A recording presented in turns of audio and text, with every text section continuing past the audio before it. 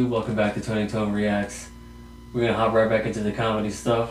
Pulled up Daniel Tosh. I'm not gonna finish the completely serious one right now, but I will get to it at some point. But we're gonna do this thing called Eggplant. So, no idea what to expect. As always with Tosh, let's just get right into it. Let's go. Life is about perspective. I see a handicapped person, I don't feel sorry for him. I'm like, hey, it's like being employee of the month for the rest of your life. That's half full. Stupid. A pretty sweet parking spot, how'd you get it? He's like, bullet in the spine. I'm like, worth it, low five, roll it in. You don't go high five unless you have a hill and a ramp, then get a camera. That's gonna be pretty exciting to watch. You can laugh at this joke, handicapped people like it. And if they don't like it, turn their chair around. I don't give a shit. Stare at you, depressing us. You don't hear a lot about the charity work I do, and it's because I don't do any. You know what's better than tax write-offs? Keeping your money. That's just a fun joke to tell rich people. It's not true. I work with Make-A-Wish all the time. That's an incredible experience. For me, not the kids that are dying. Yeah, they chose to hang out with me. They knew what kind of jokes I told. They were okay with it. I don't pander on stage, and I certainly don't pander off stage. And I'm telling you honestly, these dying kids have the best sense of humor on this planet. Their parents, not so much. But I don't care. As soon as I meet them, I start giving it to them. Like, you sure you're dying? You know this is my weekend, right? And they're like, I'm dying. I'm like, all right, let's go. Don't cough on me, motherfucker. They want to be teased like anybody else. They can handle it, trust me. They've handled a lot worse. This kid I was hanging out with last year a bunch was 17. I'm like, this is awesome that you're dying now. You got this in right under the wire. If you don't know, the organization is 18 and under. So if you're dying of cancer at 19, they're like, hope your dreams are cheap. If you're laughing right now, it's because you're a good person. And you realize how absurd that statement is, to think that they draw a hard line. But it's funny to think they might be holding their doors shut. Like, you can't get in, kid, you're too old. And they don't even have to hold tight because the kids are so weak. Because the disease is winning. Don't feel bad for this kid. The first thing he said when he met me was, he told me I was his third choice. And to this day, I don't know if he was fucking kidding or not.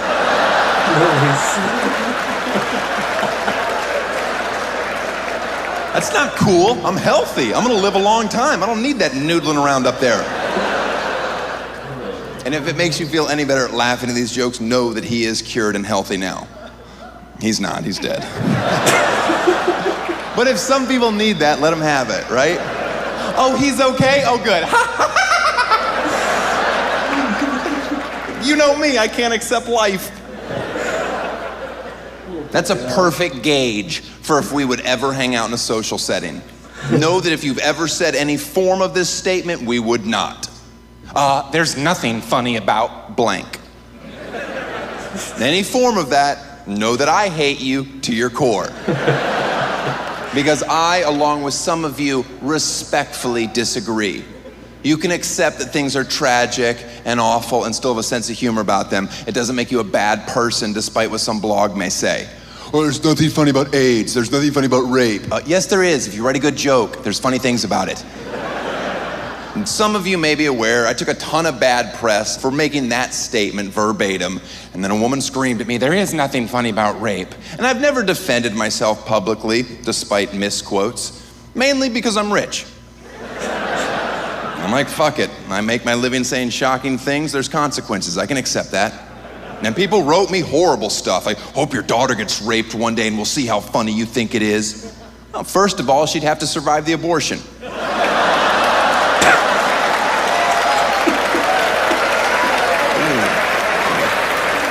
Talk about 2 strikes against a kid, huh? Yeah. I appreciate your well wishes, kind soul. It's a joke, and it's my choice to have it. Yeah, This is where the feminists are usually torn because we're on the same side on most issues. Abortion, over here you have a lifetime of stress and inevitable disappointment. And over here, you have freedom. Well, how much does freedom cost? A couple nights sleep and around $750. Seems extremely reasonable. If nobody is looking, I will take freedom. But they have fingernails at 14 days. Yeah, and I clip them. I'm pretty sure Dyson makes an attachment. Guys, it's a great product that never loses suction due to the engineering. Now, in the interest of full disclosure, I'm sponsored by Dyson. I get a couple $1,000 for the plug. They're like, is there any place in your act where you could fit in our product? I'm like, I've got the perfect home for it. Quick question, what's your company's stance on fetuses? We fucking hate them. All right, let's move some units. I don't know what show you thought you bought tickets to, but I assure you this one's not getting softer. All right.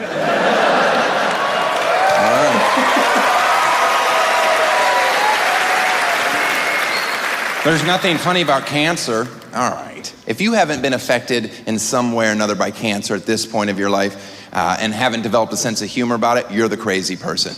I saw a campaign in Phoenix where it says, the first thing you should do if you find out you have cancer is get a second opinion.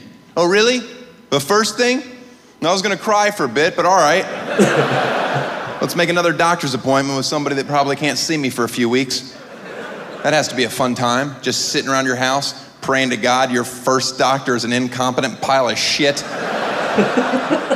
Then you finally see him and he's like, yeah, she was spot on. You should have been getting this treated. You have cancer. What if he says you don't have cancer? What is it, 2 out of 3? When can I get some sympathy strange? That's what I'm looking for. Sympathy strange. There's nothing funny about child molestation. All right, then don't hang out with me. Yeah, because if you tell me a funny joke about a priest diddling a boy, I'm not gonna be like, what is wrong with you? Don't you know how serious that issue is? I'm gonna laugh because I'm not 11 or Catholic. I don't give a fuck. I can separate between reality and jokes. Hey. Who in here at one point in their life hasn't laughed at a Michael Jackson pedophile joke? Let's see if you laugh at this one.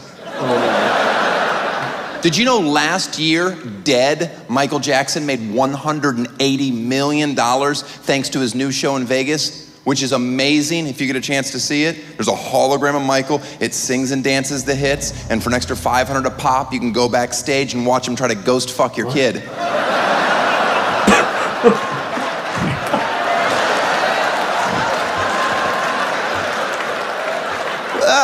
You're laughing at pedophilia. Look at that. Sorry. And you can't even be offended by the joke because ghost fucking's not real.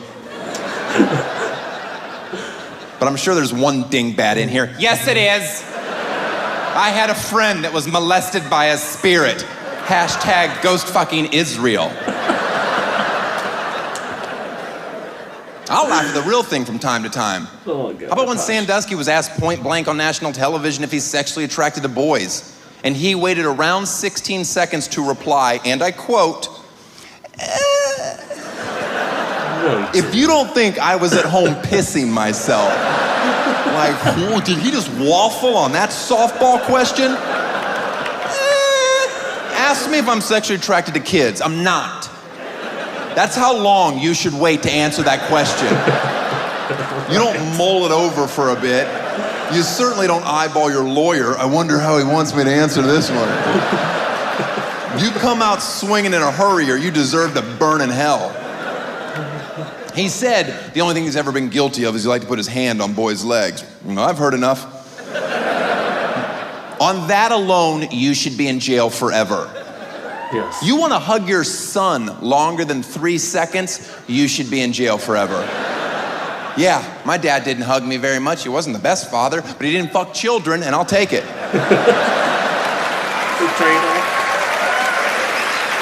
I don't believe he has.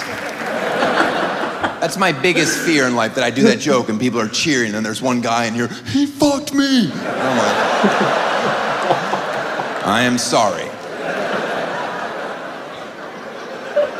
I am 99.8% positive he hasn't. He hasn't heard this joke yet. Now my gut instinct is he's not gonna like it. But if he gets too upset, I'm like, what are you hiding? Oh, man.